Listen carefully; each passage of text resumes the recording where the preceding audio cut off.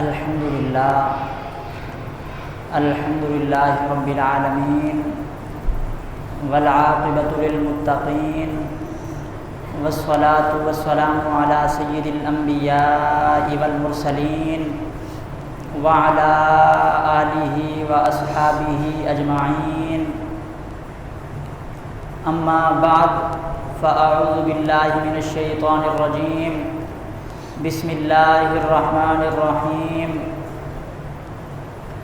ولا تحسبن اللہ غافلا عما يعمل الظالمون، صدق اللہ العظیم۔ ان اللہ وملائکتہ یصلون علی النبی یا ایہا الذین آمنوا صلوا علیہ وسلموا تسلیما، اللہم صلی علی سیدنا و مولانا محمد وعلی آل سیدنا و مولانا محمد وبارک وسلم، مولاي صل وسلم دائما ابدا علی حبیبک خیر الخلق کلہم، منزہ عن شریک فی محاسنہ، فجوہر الحسن فیہ غیر منقسم۔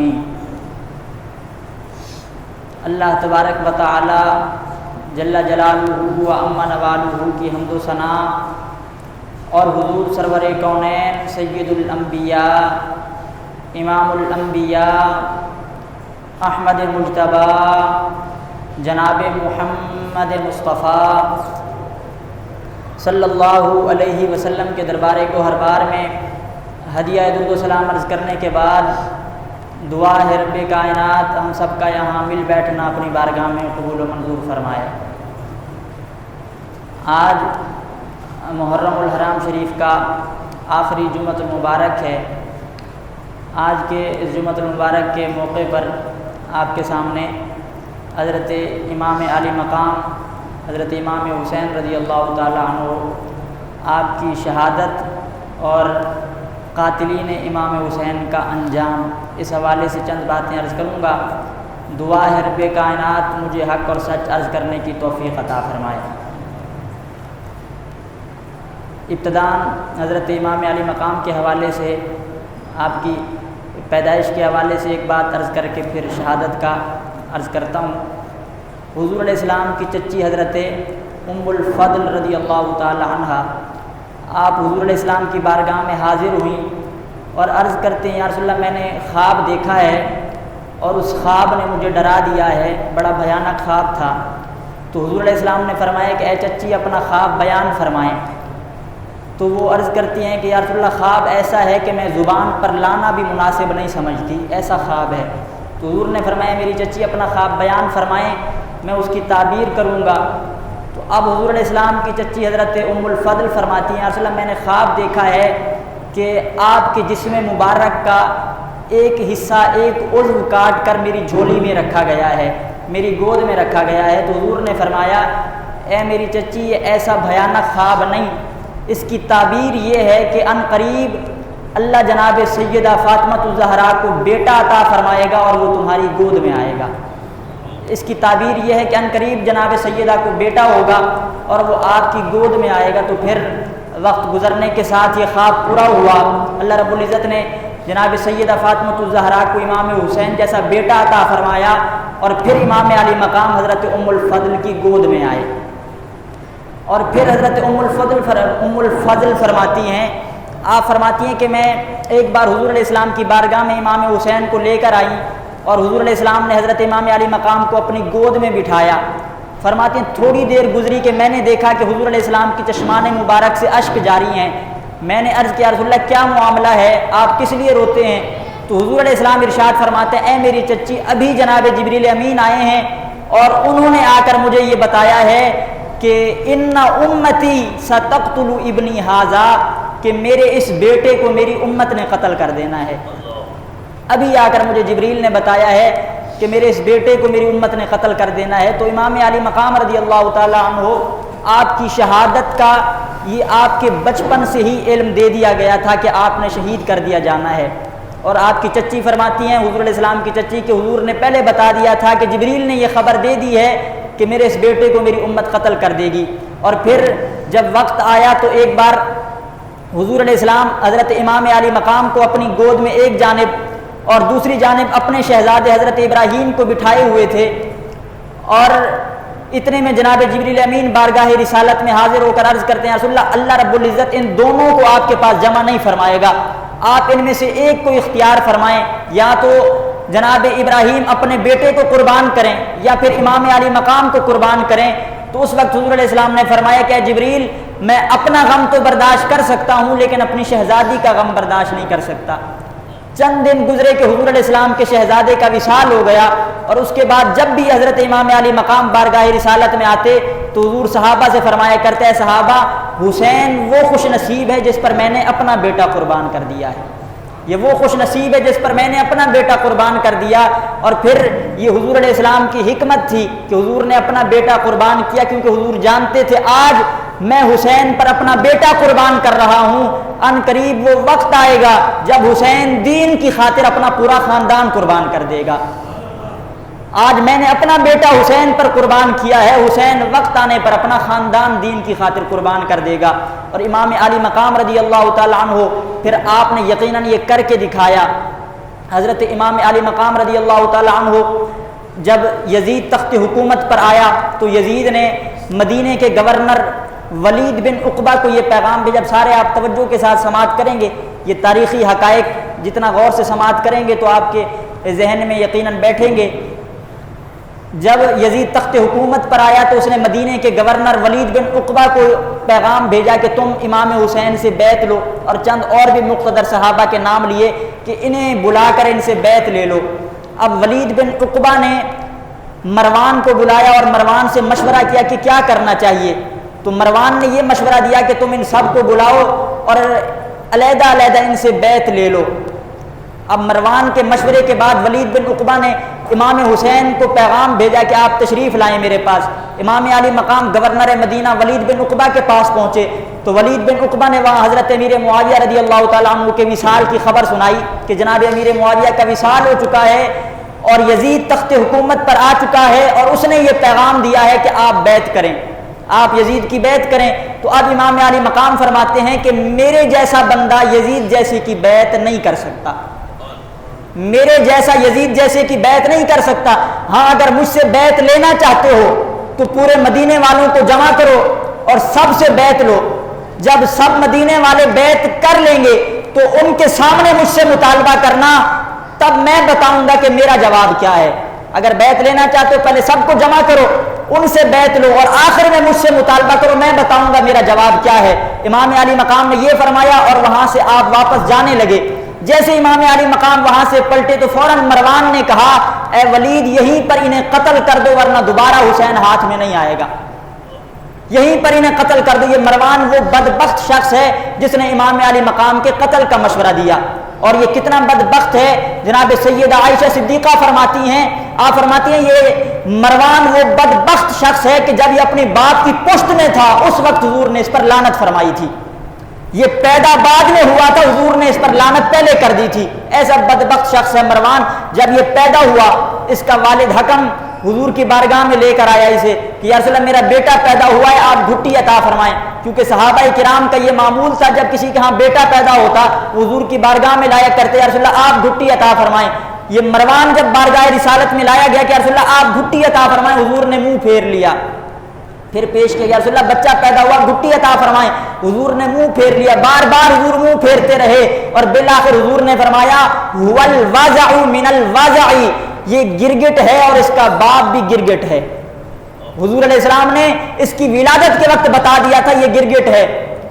اور جب امام علی مقام کس نے قتل کا مشورہ دیا کہ اے ولید اگر آج حسین پلٹ گئے تو ہاتھ میں نہیں آئیں گے، یہیں پر قتل کر دو، تو امام علی مقام جلال میں آئے اور آپ نے فرمایا کہ بدبخت تو مجھے قتل کرنا چاہتا ہے کہ تو مجھے قتل کرے گا۔ یہ کہنے کی دیر تھی کہ ہاشمی نوجوان فوراً وہاں پر اندر آ گئے جو باہر موجود تھے اور امام علی مقام کو وہاں سے لے گئے، لیکن امام علی مقام نے یہ اندازہ کر لیا کہ اب یہاں پر رہنا ممکن نہیں ہے، اگر میں یہاں پر رہا تو مدینے میں قتل و غارت ہوگی اور میں نہیں چاہتا کہ میری وجہ سے مدینے میں خون بہایا جائے۔ اسی لیے آپ نے ارادہ کیا کہ اب مدینے کو چھوڑا جائے. آپ فوراً پلٹے اور اپنے خاندان کے ساتھ آپ نے مدینے سے ہجرت کی اور مدینے سے ہجرت کرتے ہوئے روضہ رسول پر حاضر ہوئے. آج آپ جانتے ہیں کہ کوئی اگر عمرہ کرنے کے لیے چند دن کے لیے جاتا ہے واپس آنے کو جی نہیں چاہتا. آج جو بندہ یہاں پلا ہے یہیں پر اس نے ساری عمر گزاری ہے, چند دن اگر مدینے میں گزار لیتا ہے تو واپس پلٹنے کو جی نہیں چاہتا. امام عالی مقام نے تو بچپن سے جوانی تک اور جوانی سے اپنے 54-55 سال کی عمر تک سارا عرصہ مدینے میں گزارا تھا. جب آپ نے مدینہ چھوڑا ہوگا تو کیفیت کیا ہوگی؟ اس وقت امام عالی مقام کی کیفیت کا عالم کیا ہوگا؟ آپ مدینہ چھوڑ رہے ہیں اور آخری بار جب روضہ رسول پر حاضر ہوئے تو گویا یوں عرض کر رہے تھے کہ نانا جان میں جا رہا ہوں اس لیے کہ مجھے جانا پڑے گا عظمت اسلام کی خاطر, تمہارے دین کی خاطر, خدا کی شان کی خاطر. اگر نہیں جاتا تو حیدر کے گھر کی آن جاتی ہے, تمہارا دین میری غیرت ایمان جاتی ہے. میں جاتا ہوں کہ دنیا میں وفا کا نام رہ جائے, میرا کچھ نہ رہے لیکن خدا کا نام رہ جائے. آپ نے فرمایا میں اس لیے جا رہا ہوں کہ میں خود تو مٹ جاؤں گا لیکن میں خدا کے نام کو بلند کر جاؤں گا. امام علی مقام نے مدینہ چھوڑا, آپ مدینے سے مکہ پہنچے. جب آپ مکہ پہنچے تو وہاں سے کوفیوں کے خط آنا شروع ہو گئے کہ آپ ہمارے ہاں تشریف لے آئیں, ہم آپ کی بیعت کرنا چاہتے ہیں. آپ نے مشورہ کیا تو لوگوں نے منع کیا, حضرت آپ نہ جائیں, یہ کوفی وفا کرنے والے نہیں. لیکن آپ نے فرمایا کہ اگر نہیں جاتا اور قیامت کے دن یہ کوفے والے رب کی بارگاہ میں یہ سوال کر دیں کہ مالک ہم نے تو بلایا تھا حضرت امام علی مقام کو, اگر یہ آ جاتے ہم نے ان کے ہاتھ پر بیعت کر لینی تھی, ہم کبھی یزید فاسق و فاجر پر راضی نہ ہوتے, لیکن امام علی مقام نہیں آئے. تو آپ نے فرمایا کہ میں اس لیے جا رہا ہوں کہ قیامت کے دن میں اپنے رب کی بارگاہ میں سرخرو ہو جاؤں. میں کہوں گا مالک میں گیا تھا, میں نے بے وفائی نہیں کی, بے وفا یہ کوفے والے ہیں. آپ کو روکا گیا لیکن آپ پھر بھی کوفہ تشریف لے گئے. اور جب امام علی مقام آپ مکہ المکرمہ سے روانہ ہوئے کوفہ کی جانب تو رستے میں ملاقات ہوئی فرزدق شاعر سے جو کہ شاعر تھا. جب اس سے ملاقات ہوئی تو آپ نے پوچھا کہ تو کیا دیکھتا ہے کہ کوفے والے میرے ساتھ آئیں گے کہ نہیں آئیں گے؟ تو ابھی آپ کا سفر ہے. لیکن فرزدق شاعر نے پہلے کہہ دیا حضرت آپ نہ جائیں, میں دیکھ رہا ہوں ان کے دل آپ کے ساتھ ہیں, تلواریں یزید کے ساتھ ہیں, وہ کبھی بھی آپ کے ساتھ کھڑے نہیں ہوں گے. بہرحال امام علی مقام نے فرمایا کہ ہم حجت کو تمام کرنے کے لیے جا رہے ہیں. امام علی مقام وہاں سے آپ کربلا تک تشریف لائے, وہاں آپ کا رستہ روک دیا گیا. نہر فرات کے کنارے پر امام علی مقام نے خیمے لگا دیے اور خیمے لگانے کے بعد پورا خاندان پورے ساتھی وہیں پر جمع ہیں اور خیموں کے ارد گرد آپ نے خندقیں بنا دی جہاں آپ نے آگ کو روشن کیا, آگ جلائی تاکہ کوئی بدبخت ہمارے خیموں تک نہ آ پائے. اب یہ منظر ہے اور یہیں پر امام علی مقام خندقوں کے قریب موجود ہے, آگ روشن ہے. یزیدی لشکر سے ایک شخص جس کا نام مالک بن عروہ ہے, مالک بن عروہ اپنے گھوڑے پر سوار ہو کر خندقوں کے قریب آیا اور آ کر کہنے لگا, ایسا بدبخت شخص تھا, ایسا جملہ کہا جس کا تصور بھی نہیں کیا جا سکتا. اس بدبخت نے کہا اے حسین تو نے آگ سے پہلے ہی آگ کا بندوبست کر لیا ہے, اے حسین تو نے جہنم کی آگ سے پہلے اپنے لیے آگ کو روشن کر لیا ہے. امام علی مقام نے جب یہ جملہ سنا تو فوراً دعا کے لیے ہاتھ بلند کیے, اے مالک و مولا تو گواہ ہے, تیرے محبوب نے مجھ سے اور میرے بھائی حسن سے کہا تھا الحسن والحسین سیدہ شباب اہل الجنہ, کہ حسن اور حسین یہ جنتی جوانوں کے سردار ہیں. اے مالک آج تیرے محبوب کے نواسے کو یہ تانا دیا جا رہا ہے کہ میں جہنمی ہوں, میں نے جہنم سے پہلے جہنم کا بندوبست کر لیا ہے. اے مالک آج اسے غرق فرما, اسے میرے سامنے آگ میں یہیں پر غرق فرما. یہ دعا کرنے کی دیر تھی, وہ شخص گھوڑے سے گرا اور گھوڑے کی لگام کے اندر اس کا قدم پھسلا اور وہیں سے گھوڑا اسے گھسیٹتے ہوئے آگ میں لایا. پورا یزیدی لشکر دیکھ رہا تھا, وہ شخص زندہ آگ میں جل گیا اور رب نے یہ پیغام دے دیا کہ یزیدیوں اب بھی سنبھل جاؤ, جو حسین کے خلاف ہے ہم دنیا میں بھی جلائیں گے, قیامت کی آگ میں بھی اسے جلائیں گے. مالک بن عروہ وہیں یزیدی لشکر کے سامنے جل گیا. امام علی مقام اپنے خیموں میں تشریف لے گئے. آپ نے اپنے تمام ساتھیوں سے کہا کہ جو پلٹنا چاہتا ہے پلٹ جائے, میری طرف سے اجازت ہے. کوئی پلٹنے والا نہ تھا, سب نے کہا ہم آپ کے ساتھ شہید ہونے کو تیار ہیں. بالآخر امام علی مقام نے یزیدیوں کے سامنے خطبہ ارشاد فرمایا. امام علی مقام نے حجت تمام کرنے کے لیے خطاب فرمایا کہ کل قیامت کے دن کو یہ نہ کہے کہ ہم تو نہیں جانتے تھے حسین کون ہے، اگر ہمیں پتہ ہوتا تو کبھی ایسا نہ کرتے. امام علی مقام نے یزیدیوں کے سامنے خطبہ دیا اور خطبہ دیتے ہوئے فرمایا کہ اے یزیدیوں جلدی نہ کرو، مجھے پہچانو میں کون ہوں. یہ ایک ایک جملہ ایسا ہے کہ امام علی مقام کا اگر یہ جملہ آپ سنیں گے تو دل لرزنے کو آ جائے گا کہ ایسی شخصیت کے کمالات ہونے کے باوجود لوگوں نے نہ پہچانا. آپ نے فرمایا یزیدیوں جلدی نہ کرو، مجھے پہچانو میں کون ہوں. آپ نے فرمایا مجھے پہچانو، اس وقت روئے زمین پر تمہارے محبوب کا، تمہارے نبی کا ایک نواسا ہے اور وہ میں ہوں، مجھے پہچانو، جلدی نہ کرو. آپ نے فرمایا کہ میں جناب علی المرتضیٰ کا بیٹا ہوں، میں جناب سیدہ فاطمہ الزہرا کا بیٹا ہوں. مجھ سے اور میرے بھائی حسن سے محبوب نے کہا تھا کہ ہم جنتی جوانوں کے سردار ہیں، لوگوں مجھے پہچانو. میں اگر نماز کی حالت میں محبوب کے سجدے کی حالت میں کندھوں پر آ جاتا تھا تو محبوب میرے لیے سجدوں کو طول دیا کرتے تھے. مجھے پہچانو میں کون ہوں. لیکن بدبختوں نے نہ پہچانا. میں کہوں گا کہ اگر امام علی مقام جو جملے آپ نے یزیدیوں کے سامنے کہے، اگر یہ جملے آپ آسمان سے کہہ دیتے، آسمان ٹوٹ کر امام حسین کے قدموں میں آ جاتا. اگر امام علی مقام یہ جملے ستاروں سے کہہ دیتے، ستارے آپ کے قدموں میں آ جاتے. اگر زمین سے کہہ دیتے، زمین پھٹ جاتی. لیکن بدبختوں نے نہ پہچانا. بالآخر امام علی مقام نے حجت تمام فرمائی اور میدان جنگ شروع ہوا. ایک ایک کر کے سارے شہید ہوتے گئے. آپ کے شہزادے علی اکبر بھی شہید ہو گئے، علی اصغر بھی شہید ہو گئے. جب سارا خاندان شہید ہو گیا تو امام علی مقام خود تشریف لائے. اور امام علی مقام جب آپ تشریف لائے تو 72 سے زائد تیر اور تلوار آپ پر چلائے گئے. پورا بدن جو ہے وہ زخمی ہو چکا تھا. کوئی جسم کا حصہ ایسا نہیں تھا جہاں پر تیر و تلوار کے زخم نہ ہوں. لیکن ایسی زخمی حالت میں جب نماز کا وقت آتا ہے تو امام علی مقام سر سجدے میں رکھتے ہیں. اور یہ وہ سجدہ تھا کہ جس کے بارے میں کہا جاتا ہے کہ اس پیاسے پر محمد مصطفیٰ کو ناز ہے اور اس بہادر پر علی المرتضیٰ کو ناز ہے. سجدے تو اوروں نے بھی کیے پر اس کا عجب انداز ہے، حسین تو نے وہ سجدہ کیا جس پر خدا کو ناز ہے. امام علی مقام نے سر سجدے میں رکھا اور خولی بدبخت اس نے سجدے کی حالت میں امام علی مقام کے سر انور کو جدا کیا. اور اس کیفیت میں امام علی مقام کو شہید کیا گیا. اور شہید کرنے کے بعد نیزے پر آپ کا سر انور رکھا گیا. اور نیزے پر رکھ کر آپ کے سر انور کو جب لے کر جا رہے تھے تو اس وقت رستے میں ایک شخص قرآن پڑھ رہا تھا اور قرآن کی سورہ کاف کی تلاوت ہو رہی تھی اور وہ پڑھ رہا تھا ان اصحاب الکافی والرقیم کانوا من آیاتنا عجبا، کہ بے شک اصحاب کاف والوں کا واقعہ بڑا عجیب ہے. اصحاب کاف کا واقعہ بڑا عجیب ہے کہ کتنے 100 سال سونے کے بعد اللہ نے دوبارہ انہیں زندہ کر دیا. جب وہ اس مقام پر پہنچا امام علی مقام کے سر انور سے آواز آئی اے قرآن پڑھنے والے ان قتلی و حملی اعجب من اصحاب الکہف. اصحاب کہف کا کئی 100 سال بعد سونے کے زندہ ہو جانا کمال نہیں، تعجب تو اس بات پر ہے کہ نبی کا کلمہ پڑھنے والوں نے نواسے کو شہید کر دیا ہے. تعجب تو اس بات پر ہے کہ نبی کا کلمہ پڑھنے والے اسی نبی کے نواسے کو شہید کر کے آج اس کا سر نیزے پر لے کر جا رہے ہیں. اس کیفیت میں امام علی مقام کو شہید کیا گیا. اور اللہ رب العزت نے فرمایا لا تب ولا تحسبن اللہ غافلا اما یعمل الظالمون، کہ اللہ رب العزت ظالموں کے عمل سے بے خبر نہیں. آج جو بھی ظلم کر رہا ہے اللہ کی پکڑ سے نہیں بچ سکتا.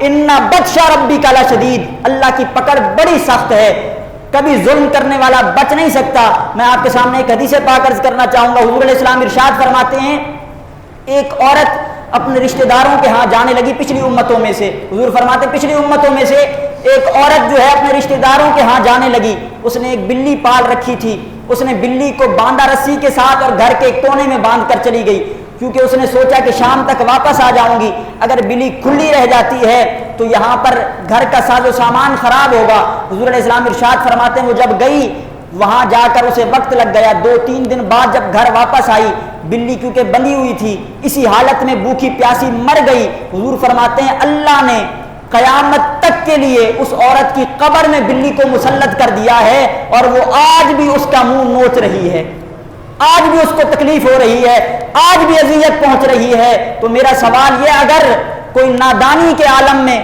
ناسمجھی کے عالم میں اگر بلی کو بھوکا پیاسا تڑپا کر مار دے اللہ رب العزت اسے نجات نہیں دیتا، اس کی پکڑ فرماتا ہے، تو جنہوں نے حضور کی آل کو بھوکا پیاسا تڑپا کر شہید کیا تھا وہ اللہ کی پکڑ سے کیسے بچ سکتے ہیں؟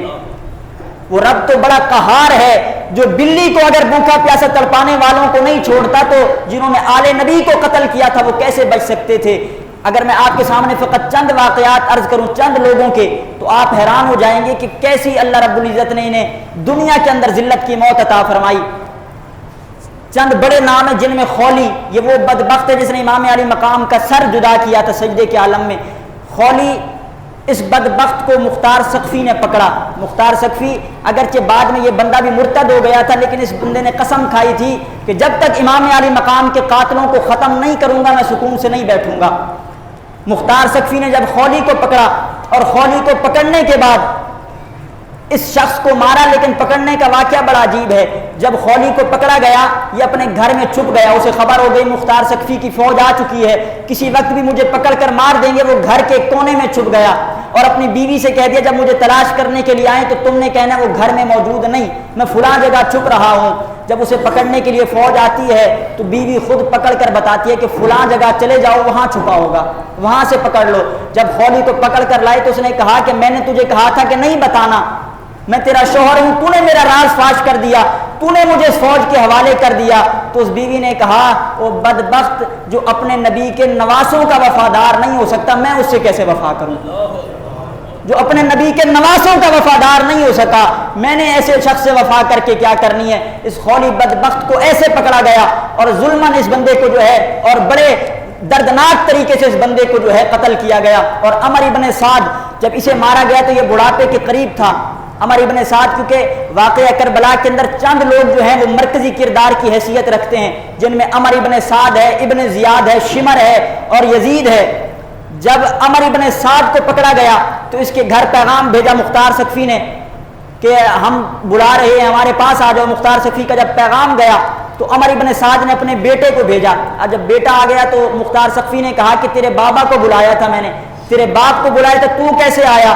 تو اس کا بیٹا کہنے لگا کہ اس وقت میرے والد گوشہ نشین ہو چکے ہیں، اب ان کا سارا وقت اللہ اللہ کرتے گزرتا ہے، اب سارا وقت تسبیحیں پڑھتے گزر جاتا ہے، اب لوگوں سے ملاقات نہیں کرتے، اب تو گوشہ نشین ہو چکے ہیں، وہ فقط اللہ اللہ کرتے ہیں۔ تو مختار سقفی نے کہا کہ جس حکومت کی خاطر، جس تخت کی خاطر اس نے نبی کے نواسوں کو شہید کر دیا، آج حکومت کو چھوڑ کر اللہ اللہ کرنے میں مصروف ہو گیا ہے، آج وہ اللہ اللہ کر رہا ہے، اس کو بلا کر لاؤ۔ ابھی بیٹا وہیں پر موجود ہے، فوجی جا کر عمر ابن سعد کو گھسیٹ کر لائے اور عمر ابن سعد کو اس کے بیٹے کے سامنے اس نے قتل کیا، اس کا سر تن سے جدا کیا اور اس کے بیٹے کا سر تن سے جدا کیا، اور تلوار لہراتے ہوئے مختار سقفی نے کہا عمر ابن سعد کا سر یہ امام حسین کا بدلہ ہے، اس کے بیٹے کا سر علی اکبر کا بدلہ ہے۔ اور کہا اگرچہ میں جانتا ہوں یہ دونوں اور ان دونوں کی جانیں امام علی اکبر اور امام حسین کی انگلی کا مقابلہ نہیں کر سکتی، لیکن میں نے اپنی طرف سے آج امام حسین کا بدلہ بھی لے لیا ہے، امام علی اکبر کا بدلہ بھی لے لیا ہے۔ ان دونوں باپ بیٹوں کو اس درد کے ساتھ جو ہے قتل کیا گیا۔ اور پھر ابن زیاد جب اسے خبر ہوئی کہ مختار سقفی میری طرف آ رہا ہے، اس نے پورا لشکر تیار کیا، اور لشکر تیار کرنے کے بعد اس کا ارادہ تھا میں جنگ کروں گا اور بچ جاؤں گا۔ بالآخر مختار سقفی کی فوج اور ابن زیاد کے درمیان جنگ ہوئی، لیکن اللہ رب العزت کی قدرت کا انجام دیکھیں کہ جنگ جہاں پر ہو رہی ہے وہ وہی نہر فرات کا کنارہ میدان کربلا ہے۔ ابن زیاد اور مختار سقفی کے درمیان جنگ ہوئی تو وہی میدان کربلا میں ہوئی۔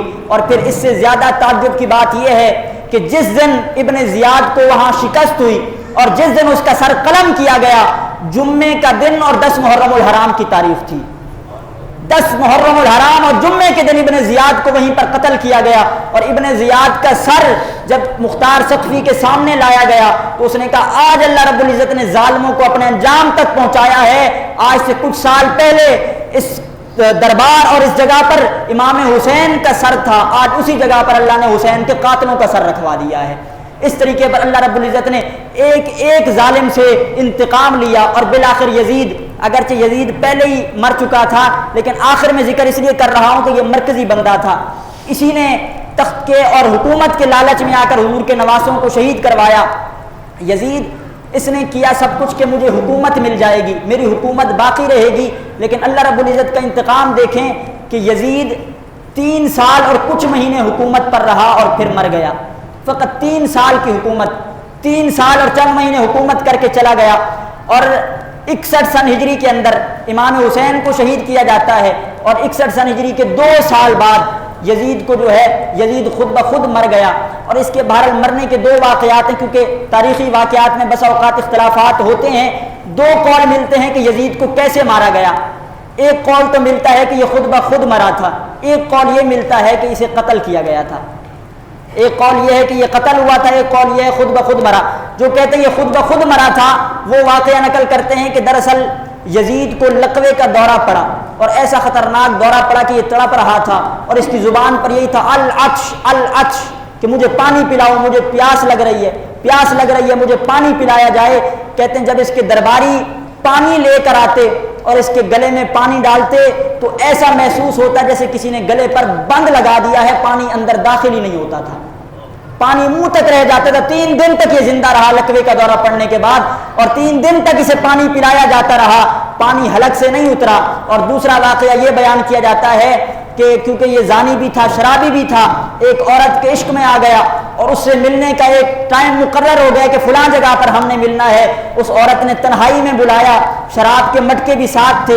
ایک جنگل کے اندر جب یہ شراب کے نشے میں بدمست ہوا، وہ عورت اس کے سینے پر آئی اور خنجر سے وار کرتے ہوئے کہا جو نبی کے نواسوں کا وفادار نہیں ہو سکتا وہ کبھی کسی کا وفادار نہیں ہو سکتا۔ اس ظلم کے ساتھ یزید کو جو ہے قتل کیا گیا۔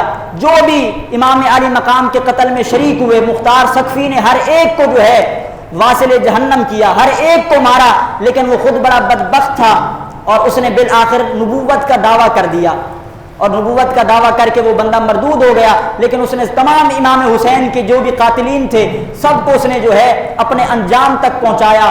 اور جب امام عالی مقام کی شہادت کا معاملہ ہوا، امام زین العابدین رضی اللہ تعالیٰ عنہ آپ یزید کے دربار میں پہنچے تو وہاں یزید نے آپ کو خطبہ دینے کی اجازت دی۔ امام زین العابدین نے وہاں میدان کربلا کے بعد یزید کے دربار میں پہنچ کر خطبہ دیا، اور خطبہ دیتے ہوئے آپ نے اہل بیت کے فضائل کو بیان کیا، اہل بیت کے مقام کو بیان کیا۔ تو یزید کو خطرہ لاحق ہو گیا کہ اگر یہ یہاں پر فضائل بیان کرتے رہے، کمالات بیان کرتے رہے تو ایسا نہ ہو کہ لوگ میرے خلاف کھڑے ہو جائیں کہ میں نے اتنا بڑا کارنامہ کر دیا، میں نے حضور کی آل کو شہید کر دیا تو لوگ میرے خلاف نہ کھڑے ہو جائیں۔ اس لیے یزید نے فوراً مؤذن کو کھڑا کیا کہ جلدی سے اذان پڑھو، جلدی سے اذان پڑھو۔ جب مؤذن نے اذان شروع کی، مؤذن نے کہا اللہ اکبر اللہ اکبر اللہ اکبر اللہ اکبر، تو امام زین العابدین فرماتے ہیں لا شیء اکبر من، کہ ہم گواہی دیتے ہیں کہ اللہ سے بڑی کوئی چیز نہیں، سب سے بڑا رب ہے، ہم اس کی گواہی دیتے ہیں۔ جب مؤذن نے کہا اشہد ان لا الہ الا اللہ، تو امام زین العابدین فرماتے ہیں شاہد بہا لحمی و شعری و دمی، کہا کہ تم مسجدوں میں کھڑے ہو کر گواہی دیتے ہو کہ اللہ ایک ہے، ہم نے اپنے خون سے گواہی دی ہے کہ وہ مالک ایک ہے۔ آج تم یہاں مسجدوں میں گواہی دیتے ہو، ہم نے تو خون سے گواہی دی ہے کہ وہ مالک ایک ہے۔ اور پھر جب اس نے کہا اشہد ان محمد رسول اللہ، تو اس وقت امام زین العابدین فرماتے ہیں یا یزید محمد جدی ام جدو کا۔ اب یہ جملہ سنیے گا، ایسا جملہ ہے جس نے یزید کو لرزا کے رکھ دیا۔ یزید نے جو کچھ بھی کیا تھا وہ سمجھ رہا تھا وہ فتح یاب ہو گیا ہے، لیکن جب امام زین العابدین نے یہ جملہ فرمایا تو یزید کو سمجھ آ گئی کہ فتح میری نہیں، فتح تو امام حسین کی ہوئی ہے۔ جب کہا گیا کہ اشہد ان محمد رسول اللہ، تو امام زین العابدین فرماتے ہیں یا یزید محمد جدی ام جدو کا، اے یزید یہ بتا محمد میرے نانا کا نام ہے کہ تیرے نانا کا نام ہے؟ اے یزید تو سمجھتا تھا کہ امام حسین کو اگر شہید کر دے گا، انہیں قتل کروا دے گا تو ہمارا نام مٹ جائے گا، تیرا نام باقی رہے گا۔ فرمایا تو نے ہمیں شہید کروا دیا، ہمارے کنبے کو شہید کروا دیا، لیکن آج بھی اذان میں تیرے نانا کا نام نہیں، آج بھی حسین کے نانا کا نام باقی ہے۔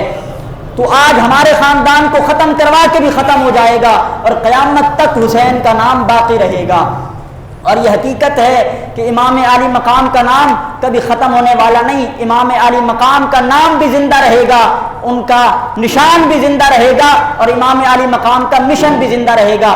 آج بلکہ کچھ یوں کہتے ہیں کہ لوگوں کا یا شاید یہ ذہن ہوگا کہ امام عالی مقام زندہ نہیں، امام علی مقام کا مشن اور ان کا نام ختم ہو گیا، تو کسی نے کہا کہ ایسا نہیں، بلکہ علی کا زیب و زین زندہ ہے، فاطمہ کے دل کا چین زندہ ہے، اور نہ پوچھو وقت کی ان بے زبان کتابوں سے، سنو اذان تو سمجھو حسین زندہ ہے۔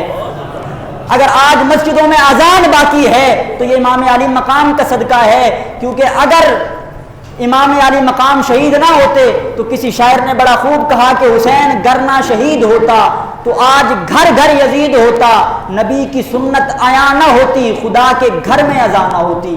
اگر آج شعائر اسلام زندہ ہیں تو امام علی مقام کی قربانی سے زندہ ہیں۔ امام علی مقام نے دین کی خاطر اپنا سب کچھ قربان کر دیا، لیکن اللہ رب العزت نے برکتیں کیسی عطا فرمائیں۔ یزید مرا، یزید کا بیٹا معاویہ بن یزید وہ تخت حکومت پر آیا، تخت حکومت پر آیا تو 40 دن زندہ رہا، تخت حکومت پر 40 دن تک رہا، اور 40 دن بیمار رہا، تخت پر نہ بیٹھ سکا، اور 40 دن بعد یزید کا بیٹا بھی مر گیا۔ پھر اس کے اگلے بیٹے کو بٹھائے گا جس کا نام خالد تھا کہ تو آ کر سنبھال، تو اس نے یہ کہہ کر تخت کو رد کر دیا۔ اس نے کہا کہ جس تخت پر بیٹھ کر نبی کے نواسوں کو شہید کیا گیا ہو، میں ایسے تخت پر بیٹھنا ہی پسند نہیں کرتا۔ اللہ رب العزت نے یزید کی بالکل نسل کو مٹا دیا، لیکن آج بھی ہر جگہ امام حسین کی آل بھی باقی ہے، آپ کا نام بھی باقی ہے۔ میں ایک شعر پڑھ کے گفتگو ختم کرنا چاہوں گا، آپ توجہ کے ساتھ شعر سنیے گا کہ آج امام علی مقام کا نام باقی ہے، یقیناً اس میں کسی کو کوئی شک نہیں۔ اس پر ایک شعر ہے کہ پیاس کی ہمت ٹوٹ گئی ہے اور پیاسا باقی ہے، ذرا بولیے سبحان اللہ۔ پیاس کی ہمت ٹوٹ گئی ہے اور پیاسا باقی ہے، اب بھی ہر ایک آنکھ میں اس کے نام کا دریا باقی ہے۔ آج بھی اگر امام علی مقام کا نام آتا ہے تو آج بھی اہل عقیدت جو ہیں ان کی آنکھیں اشک بار ہو جاتی ہیں۔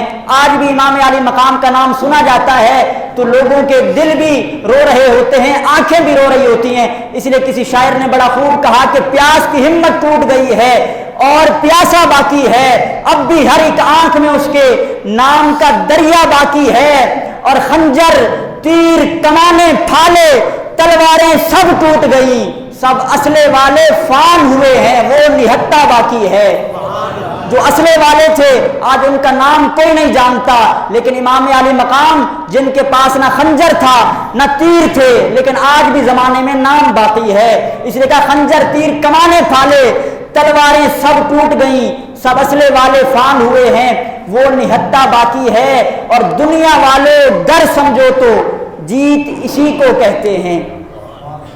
اب یہ جملہ میں آپ کے سامنے آخری عرض کرنے لگا ہوں، اور انشاءاللہ یہ محرم الحرام کی وجہ سے آخری تقریر ہے، انشاءاللہ موضوع اور ہوگا، لیکن یہ جملہ انشاءاللہ پوری تقریر کا نچوڑ ہے کہ امام علی مقام کی نسل باقی ہے تو کیوں باقی ہے، اور یہ اگر رب کائنات کی بارگاہ میں قربانی دی ہے تو یہ قبولیت کی دلیل ہے کہ آج بھی آپ کی آل باقی ہے، یہ برکت ہے۔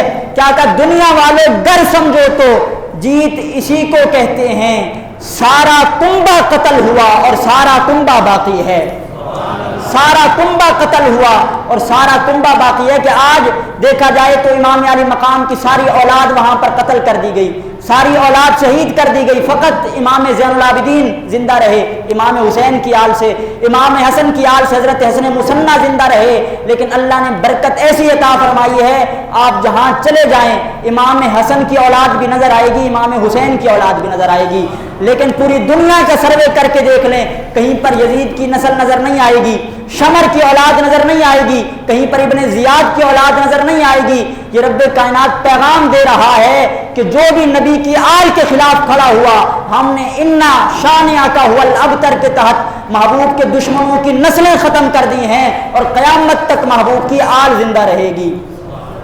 اور ایک آج یہ بھی کہا جاتا ہے کہ آج بسا اوقات لوگ یہ کہتے ہیں جی امام حسین تو ہار گئے تھے، کچھ ایسے بدبخت نام لینا مناسب نہیں جو آج اپنی ہار کو بھی امام حسین کی ہار سے تشبیہ دے رہے ہیں۔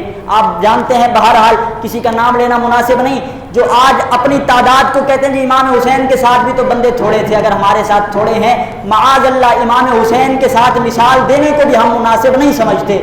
آج کوئی بندہ اپنی سیاست چمکانے کے لیے امام حسین کی مثالیں دے تو ہرگز یہ قابل قبول نہیں، کیونکہ امام علی مقام آپ نے اپنا سر قربان کر دیا، لیکن کسی فاسق و فاجر کے ہاتھ میں ہاتھ نہیں دیا.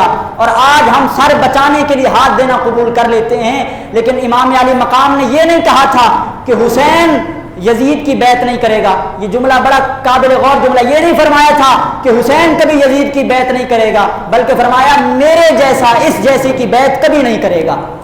یہ قیامت تک کے لیے پیغام ہے، جو میرے جیسا ہوگا، جو حق پر ہوگا، وہ کبھی باطل والوں کے ساتھ کھڑا نہیں ہوگا.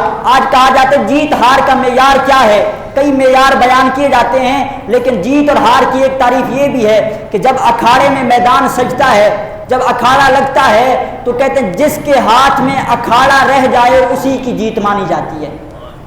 اکھاڑا جس کے ہاتھ میں ہو وہی فتح یاب ہے. مثال کے طور پر اگر جنگ ہوتی ہے، جنگ کے ختم ہونے کے بعد میدان میں جس کا جھنڈا ہوگا وہی فتح یاب ہوگا. جس کا جھنڈا ختم ہو جائے سمجھو کہ وہ ہار گیا ہے.